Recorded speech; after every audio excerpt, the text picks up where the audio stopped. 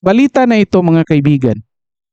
At kung mapapanood ito ng ibang congressman na nag-iisip pa ngayon kung susuporta ba o hindi kasi natatakot sila. Most likely mga kaibigan, may impluwensyahan ito. Kasi na makikita nila through survey na bumababa na yung mga supporters ng mga Duterte. Ito yung pinapalabas dito. Okay, magandang araw po sa inyong lahat at welcome po ulit dito sa ating Itong Tabunon PH channel. And ito mga kaibigan, nandito na po tayo para sa panibagong reaction video natin mga kaibigan. At ito, mga kaibigan, ito na nga pag-uusapan natin itong patungkol dito sa impeachment case ni Vice President Sara Duterte mga kaibigan. Kasi nga ito mga kaibigan, of course ito opinion ko lang ito mga kaibigan, pero ito nahahalata ko ng mga kaibigan na itong mainstream media mga kaibigan, mga kababayan, nag-umpisa ng nangingialam at silently or indirectly kumukumbinsi sa mga ilang mambabatas o ilang kongresista na pabilisan itong impeachment process dyan sa Kongreso mga kaibigan. Kung sumusubaybay kayo dito sa patungkol dito sa impeachment case ni Sara Duterte mga kaibigan, of course, tayong ayaw sa impeachment case na yan. On the other hand, parang nasisiyahan na rin tayo na wala ng oras na natitira para talakayin yung impeachment case dyan sa Kongreso mga kaibigan. At ito na nga, kasi nga, by February, second week of February mga kaibigan, magtatapos na ang sesyon ng Congress kasi mag-prepare na sila para sa May 2025 election. At babalik ulit yung sesyon ng Congress after na ng May 2025 election, and most likely, karamihan dyan sa kanila hindi na makakabalik at iba na ang papalit. It could be hindi mananalo or it could be last term na nila ngayon. Okay? So ito mga kaibigan, meron tayong balita dito. Kinggan muna natin ito. Galing ito sa UNTV News and Rescue. 5 days ago ito mga kaibigan. Again, i-connect natin ito mga kaibigan ha, itong mga balita na ito. And then i-analyze po natin. Okay? So ito. Well, kinuha ko ito sa UNTV News and Rescue. Well, so far sa mga mainstream media mga kaibigan, ito lang so far yung UNTV News and Rescue na nakita ko na somehow. Still parang neutral pa rin sila. Parang fair pa rin yung pagbabalita nila. At ito, pakinggan natin yung anong sinasabi sa balita dito. Well, began on the part of the lawmakers. Kung babanggain nila out in the open itong Duterte family kasi somehow meron pa rin mga supporters yan, ano? Nag-aalangan ang ilang mambabatas kung tuluyang babanggain si Vice President Sara Duterte sa pamamagitan ng paghahayag ng suporta sa mga impeachment complaint na inihain sa Kamara.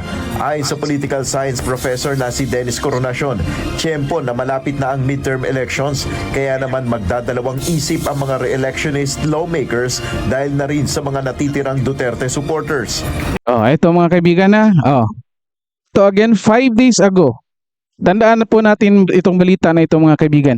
5 days ago po ito, sinasabi ng political analyst na most likely itong mga kongresista, itong mga nag-file ng impeachment case versus Sara Duterte mga kaibigan, malabo makakuha ito ng required na numbers para ma-push through yung impeachment case, which is 103. At least 103. Pero target nila mga kaibigan is 106. Para sure ball na yung impeachment case talaga mapupush through doon sa Senate. And then yung Senate na yung bahala kung anong desisyon nila, kung i-convict ba nila or hindi. Okay? Kasi pwede naman ipagpatuloy yan kahit after ng eleksyon. At ito na nga mga kaibigan, ito binabalita dito na unlikely na makakakuha ng suporta itong impeachment cases na final kasi nga coming yung eleksyon.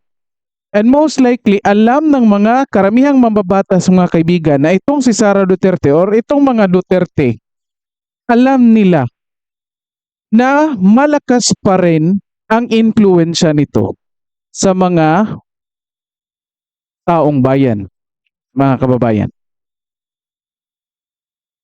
Alam nila kahit anong surveys na tingnan nila, SWS, Okta, kung anong survey, source of information pa yan, alam nila na malakas talaga itong impluensya ng mga Duterte.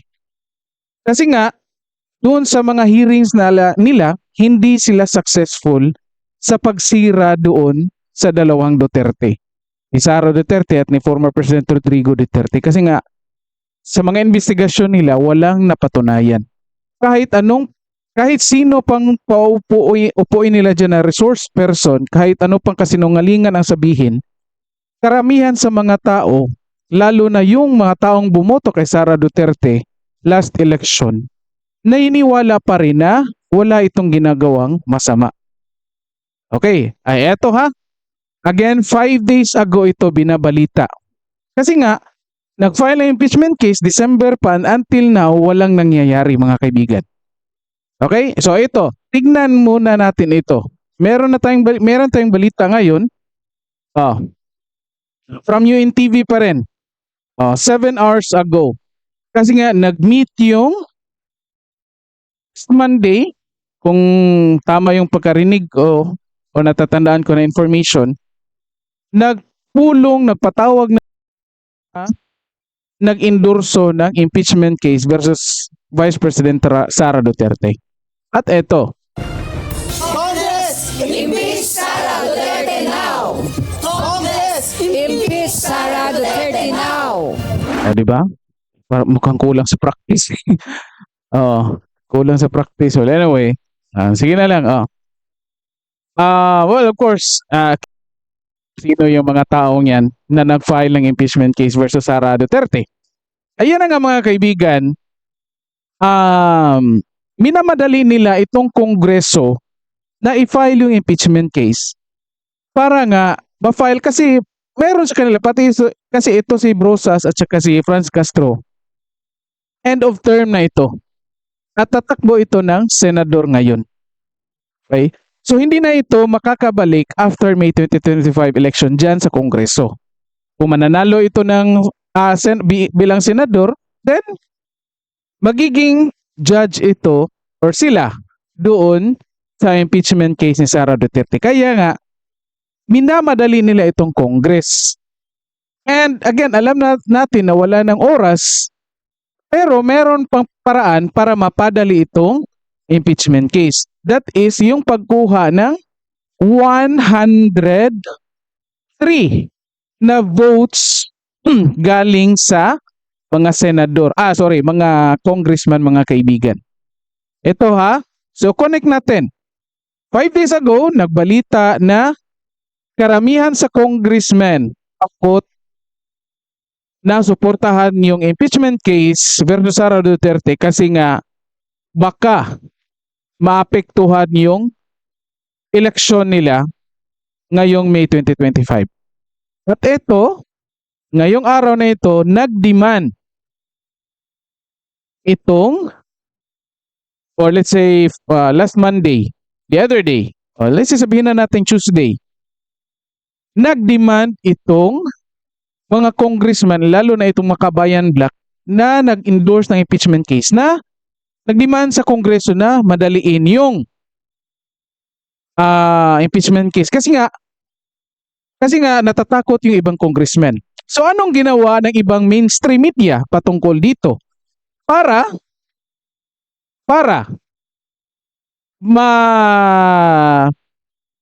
masabi nating ma-encourage yung ibang congressman congressmen na pumirma dyan sa impeachment case para mapadali yung impeachment case. Anong ginawa ng ibang mainstream media?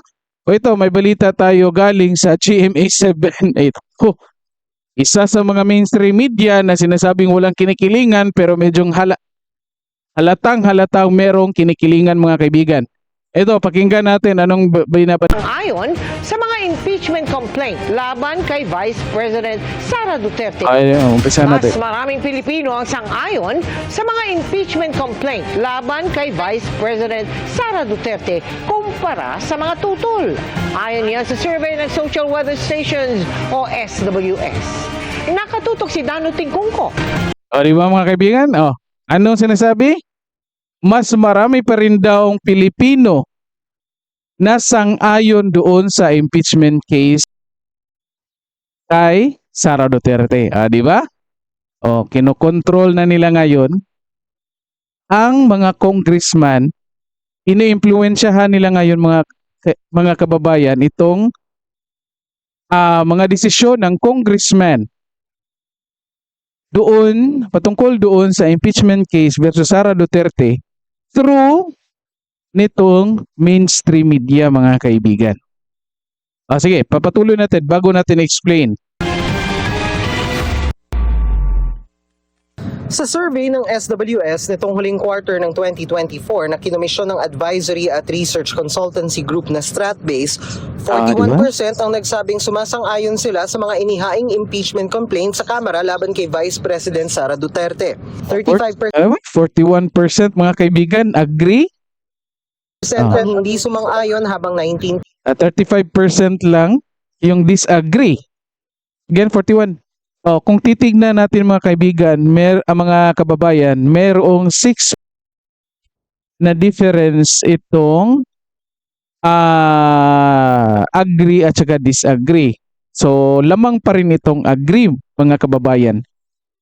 So, yung 6% mga kababayan, kapag titignan mo yan sa statistics, malaki na yan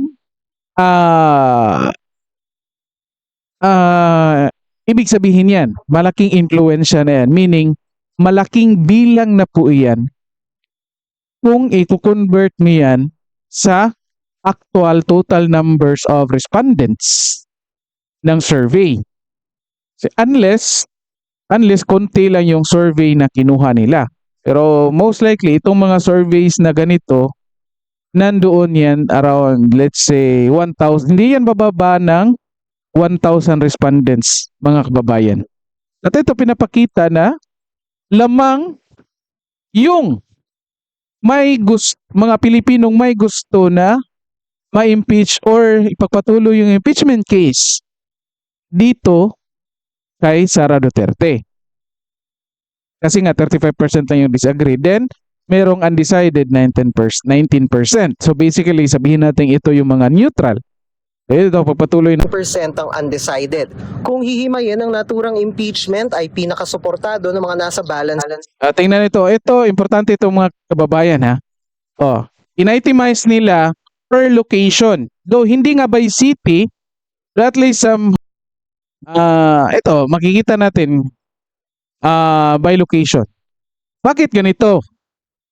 Kasi mga kababayan, ang kongreso natin binubuo yan ng mga congressmen galing sa iba't ibang distrito. Galing from Luzon to Mindanao yan. Kasi nga, iba't ibang distrito na from Luzon to Mindanao, mayroon yang congressman. Sa isang city nga, mayroon pang south, mayroon pang north. So most likely, 2 congressman.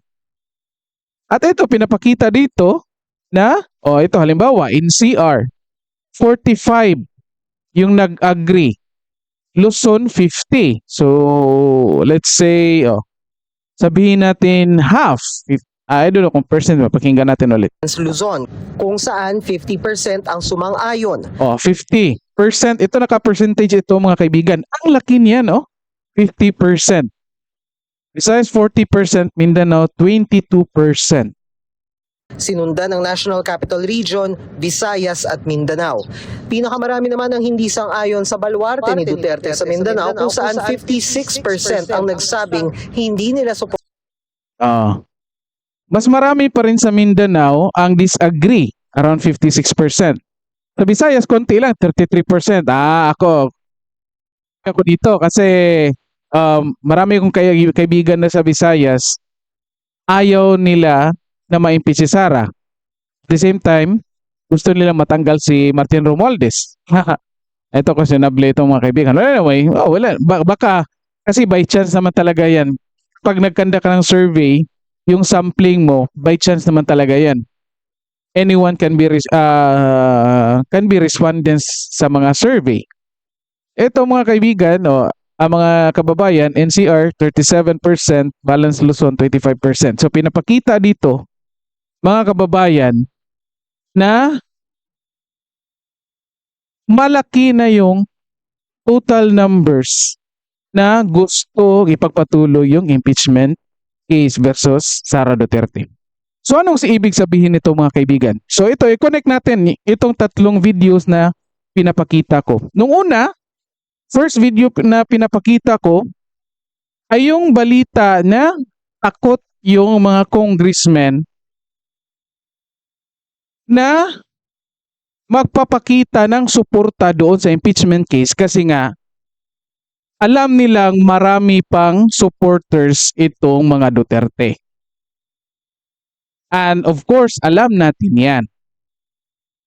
Kahit tingnan nyo sa social media, mga kababayan, ito, wala na naniwala. Well, I don't know kung naniniwala ko dito sa SWS. Pero let's say, sabihin natin, factual ito mga kaibigan na conduct ng survey. Hindi ito binayaran. Let's sabihin na lang natin kasi wala tayong ebidensya na again, let's say sabihin na natin na factual ito.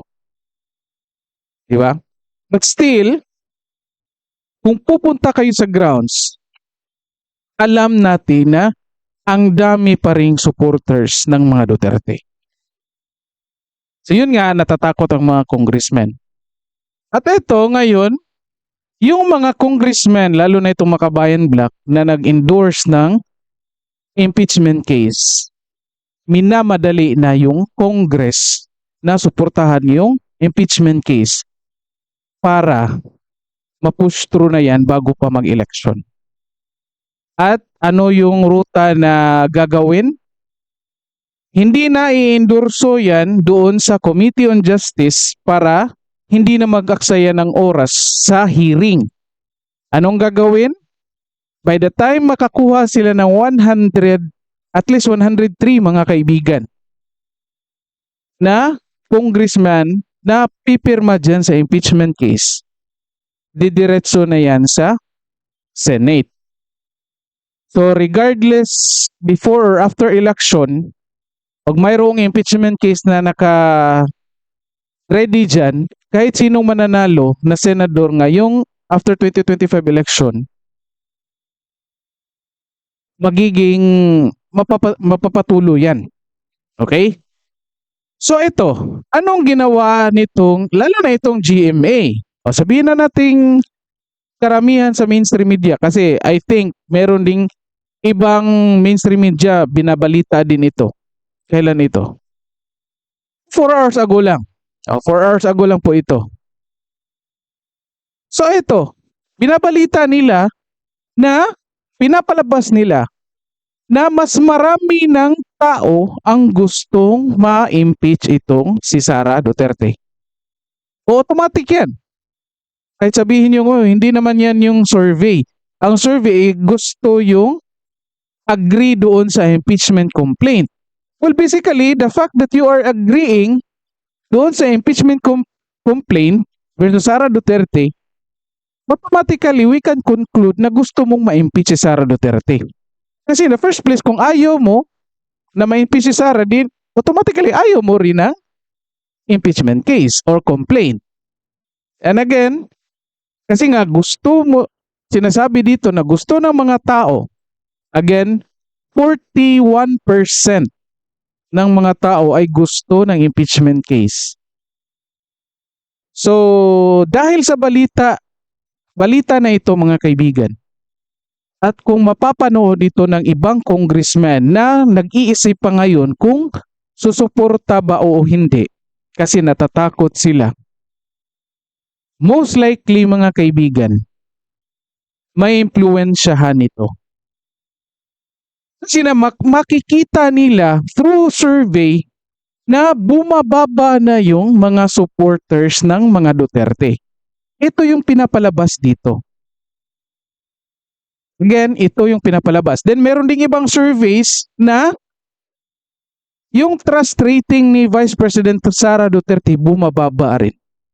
So again, combine mo yan, mga kababayan, kung ikaw congressman ka ng iyong distrito, and then mapapansin mo mayroong supporters, mayroong hindi, mayroong supporters ni Duterte, mayroong hindi.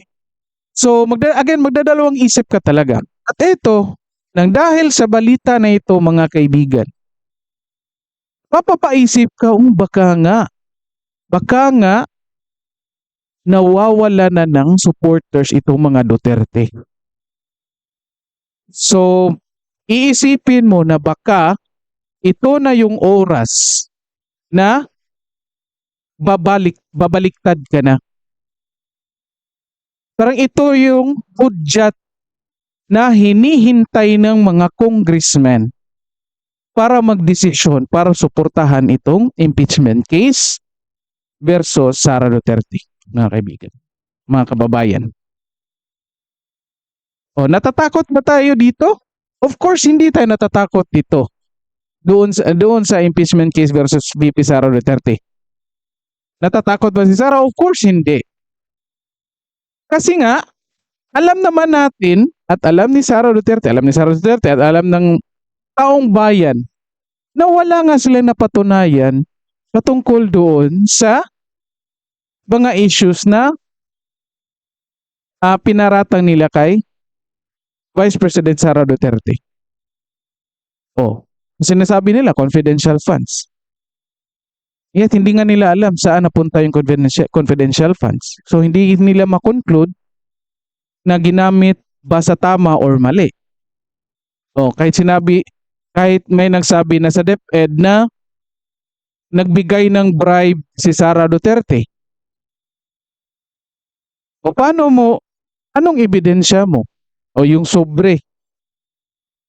Kahit sabihin natin, indirectly inamin ni Sara na galing sa kanya. Saan niya inamin, mga kaibigan? Saan inamin ni Sara Duterte? Doon sa press conference niya, admissible ba yun sa korte? Well, tingnan natin. Hindi ako abogado, pero of course, tingnan natin. Laro na yan ng mga abogado. But proof ba yan? Makonsider ba natin yan na proof na mayroong ginagawang kalokohan itong si Sara Duterte? Still, wala pa rin proof yan. Wala pa rin napapatunayan yan na patungkol dyan sa mga inaakusa ninyo kay Vice President Sara Duterte. At ito mga kaibigan, itong mainstream media, sumasali na sa laro. Indirectly, iniimpluwensyahan nito ang mga desisyon ng mga congressmen na para masuportahan itong final na impeachment case versus Sara Duterte. Ito mga kaibigan, ito opinion ko lang ito. Kasi nakikita ko sa parang flow ng mga balita ngayon mga kababayan. At dapat natin itong punahin kasi nga hindi ito sabihin nating hindi ito makatutulong sa ating bayan, lalo na sa ating mga Pilipino. Kasi maubos yung resources natin. Kakahiring nila dyan, lalo na during sa impeachment case. or during sa impeachment trial, mga kababayan. At ito, hindi hindi ko lang masabi kung sino ang maka-benefit nito. Well, hindi lang natin alam kung maraming nagsasabi allegedly na itong mainstream media tumatanggap ito ng bayad ng kung kahit kanino. Ng kahit kanino. And may proof ako. May isang balita, lalo na itong GMA, na meron silang binalita dati na ang involved ay kakilala ko. At sinasabi nila doon na, sinasabi sa balita, siniraan yung kakilala ko. And then tinanong ko, bakit ganito? Sabi niya, na hindi yan totoo. Nagbayad lang yung kabilang kampo, kaya ganyang klase ang inilabas sa balita. Hindi ko lang sasabihin ko ano, baka malaman nyo kung sino yun. So again, may kakilala ako. Ito mga kaibigan, ito mga kababayan, sumasali na itong mga mainstream media, iniimpluwensyahan na itong mga congressmen natin. At ito, hihintayin natin kung anong resulta nito mga kababayan.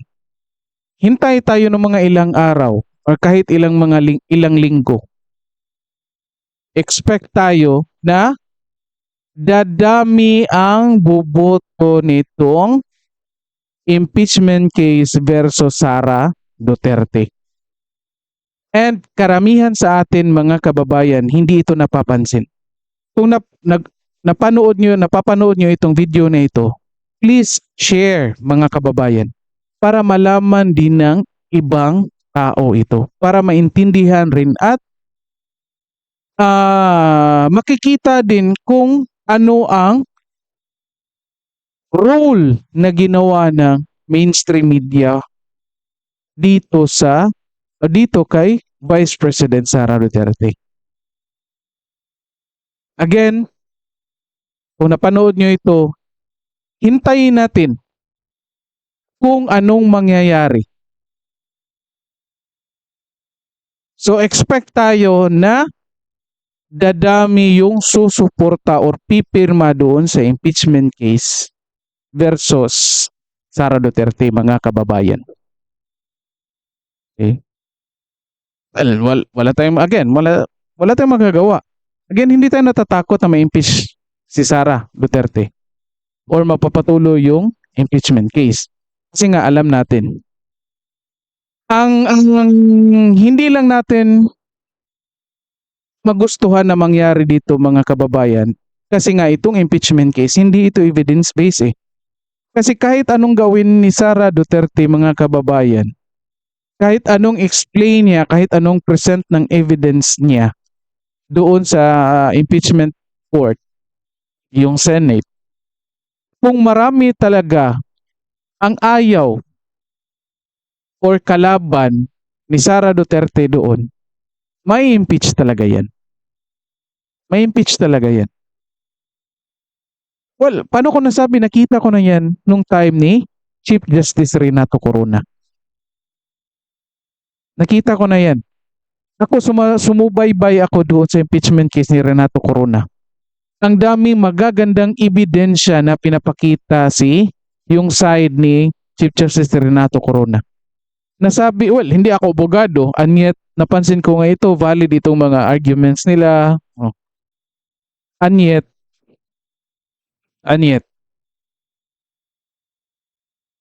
yung mga senador bumoto doon sa pagka-convict ni Chief Justice Renato Corona. Kasi nga, ibang senador nabigyan ng under the table, mga kababayan.